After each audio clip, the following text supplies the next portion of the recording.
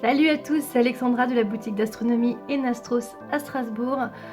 J'avais envie de vous montrer aujourd'hui comment j'installais rapidement mon télescope, le 130-900 sur monture équatoriale 2. C'est le télescope que je possède depuis mes 17 ans, donc ça fait bien 14 ans que j'ai ce télescope et à l'époque j'avais économisé assez d'argent pour soit m'acheter le moteur, soit la sacoche. Et vous l'aurez compris, j'ai choisi la sacoche Orion. Dans laquelle je place le trépied que je sors ici et le tube. Alors c'est la première chose bien sûr qu'on installe, c'est le trépied. À l'époque j'avais 17 ans donc j'avais mis des graduations sur mes trois pieds en fait du trépied de manière à chaque fois trouver la bonne hauteur pour le placer. Donc je le mets sur le 35 avec le temps. Voilà ce que j'ai remarqué que c'est à peu près la bonne hauteur pour ma taille. Et en fait, je viens compléter ces graduations avec le niveau à bulle. En fait, il faut que la base de votre trépied soit horizontale. Donc le niveau à bulle est bien pratique pour ça. Je place la tablette. Alors j'avoue que je ne vise plus la tablette. En fait, je sais qu'elle est censée stabiliser le trépied. Mais en fait, je trouve que ça stabilise plutôt bien comme ça. Donc en plus, je trouve que c'est une perte de temps. Donc je la mets plus. Je viens visser ma monture, vous avez vu que je la prends par la barre de contrepoids, je viens la visser par le dessous, faites bien attention à ce que la monture soit bien droite sur votre trépied, je revisse ma barre de contrepoids, ça peut arriver du coup qu'elle se dévisse à force de l'utiliser, n'hésitez pas à vérifier toutes vos visseries, ça peut arriver avec les déplacements à force de les monter, démonter, que ça puisse se dévisser. J'ouvre mes colliers et je viens chercher mon tube.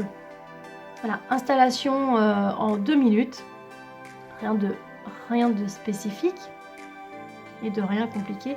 Alors je donne un petit coup de voilà avec ma cuisse, en fait je viens retenir mon tube pour éviter qu'il tombe et je viens visser mon premier collier. Généralement quand je visse le premier collier le tube tombe pas trop, mais j'aime bien garder voilà ma cuisse en appui à l'arrière. Alors je visse pas trop de manière, parce qu'en fait un jour j'avais trop serré et ça fait un petit creux sur mon tube, ça fait une bosse, voilà. Donc maintenant je le vise juste de manière à ce que ça tienne dans les colliers. On va venir placer le chercheur. Alors pour le chercheur, j'utilise, là j'ai remis le chercheur que j'avais de base, mais j'utilise le chercheur pointeur rouge. Je vous referai une vidéo qui montrera les différents chercheurs. Voilà, donc en fait mes petites vis du chercheur sont un petit peu, les écrous sont un petit peu dévissés, donc les vis tombent dans le vide, donc je mets ma main à l'intérieur pour tenir les vis, pour revisser, voilà, pour venir placer mon chercheur correctement. Et surtout il faut qu'il soit bien fixe sur votre tube. Alors vous avez dû voir, il y a ma petite chatoune derrière, il y a Noiraude qui est montée dans l'arbre. Voilà, donc j'ai découvert dans cette vidéo que mon petit chat montait dans l'arbre du fond. Je ne savais pas, moi j'étais tellement concentrée en fait finalement dans ma vidéo que j'ai même pas fait attention à elle. On va venir faire l'équilibrage après, donc je viens de placer mon chercheur et il va falloir que je trouve mon point d'équilibre. Donc là au niveau des colliers, vous voyez que mon tube tombe vers l'arrière, il y a trop de poids avec le miroir. Donc je vais venir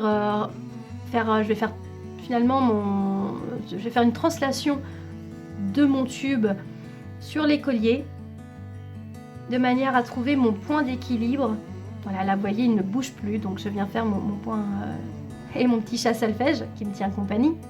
Ah oui, comme d'habitude, donc je resserre mes petites vis. En fait quand je desserre mes vis, je les desserre mais pas pour ouvrir les colliers, juste pour donner un petit peu plus de mou. Là je vous montre comment il y a aussi l'équilibrage du contrepoids. Vous voyez que si le contrepoids est trop bas, il part d'un côté ou de l'autre. Donc pareil, il va falloir trouver le point d'équilibre avec le contrepoids. Voilà, vous avez fait le contrepoids. Alors moi j'aime bien le mettre sur différentes positions pour voir s'il bouge encore. Voilà, donc je fais est, ouest, sud. Et là vous voyez que sur les 3 positions il n'a pas bougé, donc mon équilibrage est bon.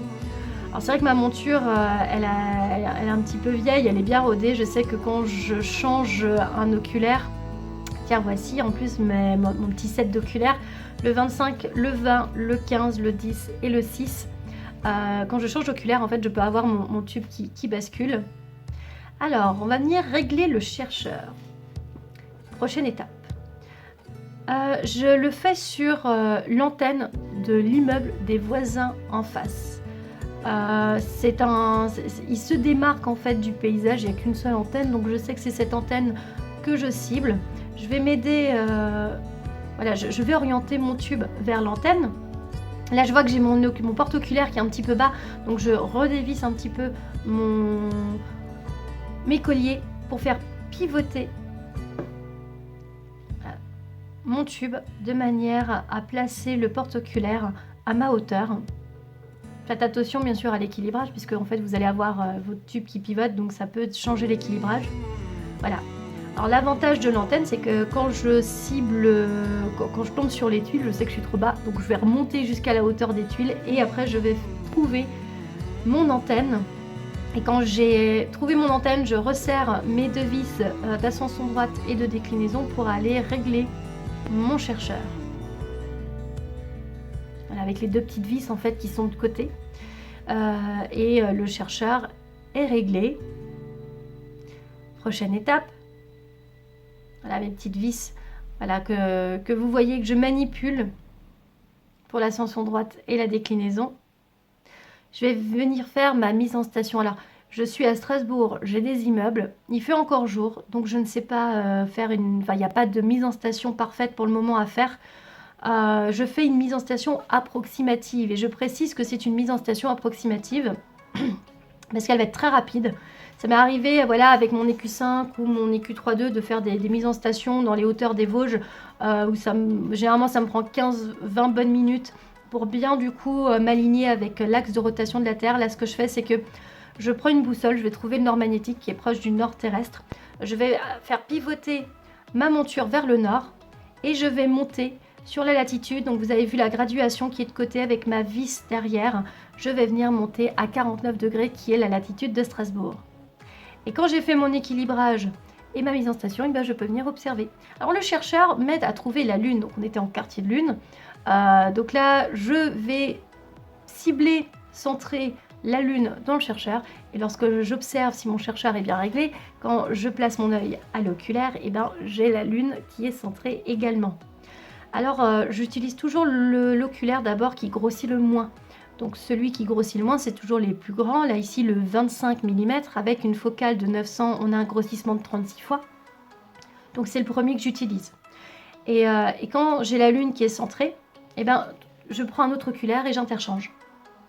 Ah oui, là j'ai malencontreusement touché, bougé j'ai donné un coup dans mon tube, donc forcément ça a décentré ma Lune. Faites attention bien sûr, pareil pour le trépied, si vous prenez les pieds dans le trépied, ben vous changez, forcément ça va bouger, donc il faut tout refaire. En tout cas, il faut rechercher votre astre, d'où l'avantage d'avoir le chercheur qui est bien réglé puisque c'est beaucoup plus rapide et plus facile.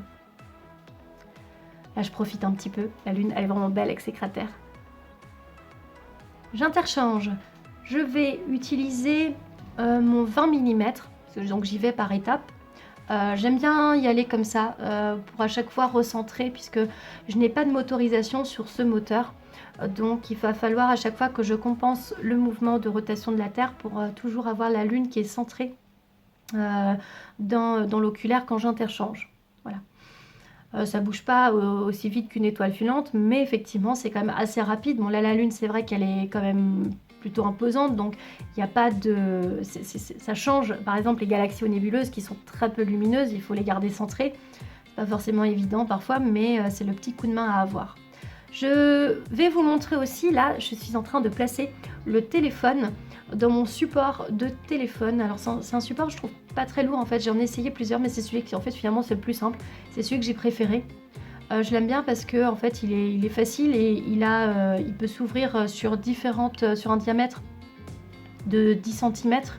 Donc en fait ça permet d'utiliser plusieurs modèles de téléphone, surtout que maintenant on retrouve de nouveau un petit peu des cabines téléphoniques sur certains modèles. Moi j'ai encore un téléphone un petit peu light donc ça va. L'ouverture n'est pas trop grande, je suis sur du 6-7 cm et je viens prendre une photo de la Lune. Voilà, donc c'est approximatif, hein. Voilà, il faisait encore jour donc il n'y avait pas encore trop de lumière. On commence à distinguer les cratères. Alors on voit que je suis à l'envers, c'est normal puisque avec le système de miroir on a une inversion de l'image. Donc généralement je la remets droit sur l'ordinateur. Enfin, je lui fais une symétrie. Ce que je fais aussi, pour éviter les tremblements, je mets le minuteur de 5 secondes. Au moment où j'appuie, le 2 secondes, en fait, ça vibre encore un petit peu, mais les 5 secondes, ça permet de stabiliser le télescope. C'est de manière justement à prendre une photo un peu plus nette que quand j'appuie dessus, et ça vibre, et ça fait flou. Donc là, j'enlève le téléphone, je change d'oculaire, j'ai mis mon 15 mm. Là, elle est décentrée, donc là, je recentre.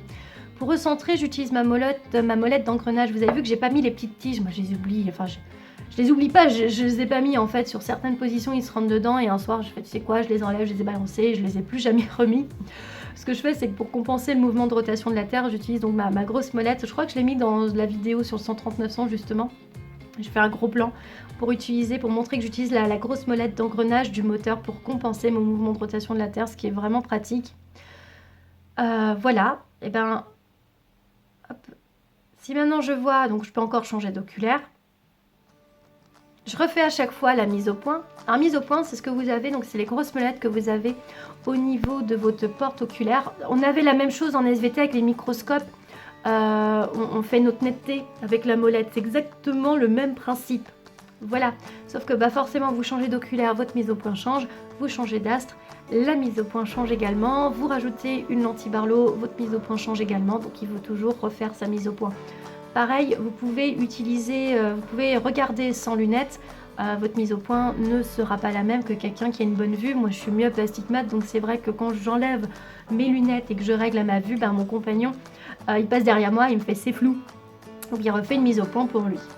Et voilà, et du coup mon observation est finie, donc je suis en train de remballer mon matériel.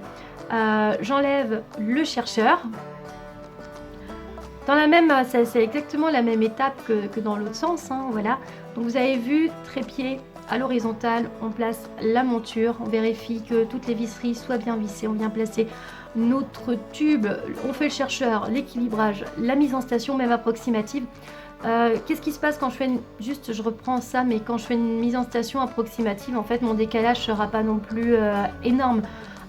J'ai un décalage au bout de 20 minutes, 30 minutes, je vois mon astre qui commence à monter ou à descendre. Donc moi personnellement je fais du visuel, ça me choque, ça me dérange pas. Attention, pour ceux qui font de la photographie, il faut par contre, c'est pas du tout comme ça qu'il faut faire. Il y a des mises en station aux petits oignons qui existent, on va dire ça comme ça, en tout cas qu'il faut être extrêmement précis, être vraiment aligné avec l'axe de rotation de la Terre. C'est pour ça que je le redis, c'est pas une mise en station à proprement dit, c'est juste pour permettre de compenser approximativement le mouvement de rotation de la Terre. Mais pour ceux qui viennent d'avoir un télescope et qui ne connaissent pas, qui se disent la mise en station c'est compliqué, faites comme moi, ça ira très bien. Voilà, là je remballe, je remets mon tube dans la sacoche Orion et je vais venir revisser ma monture et mon trépied. C'est beaucoup plus simple que ce qu'on dit. Alors après, pour la sacoche, vous pouvez utiliser une sacoche un sac de sport assez grand. Vous pouvez utiliser un sac de golf, un sac militaire. Moi j'ai pas voulu mettre le poids de la monture et du contrepoids pour éviter de casser ma sacoche. La preuve, je l'utilise encore, donc je la prends à côté. Et voilà, j'avais pas envie de casser ma tirette et lui donner trop de poids au niveau des lances.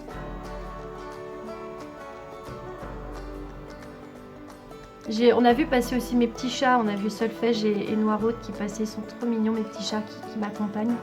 Voilà, puis là je remets le trépied dans la sacoche. J'espère que cette vidéo elle vous aura aidé. Pour ceux qui viennent d'avoir un télescope, voilà, n'hésitez pas à faire comme moi. Dans un premier temps, ça peut aider. Voilà, je vous remercie en tout cas d'avoir regardé ma vidéo. N'hésitez pas à me suivre sur les réseaux sociaux Enastros.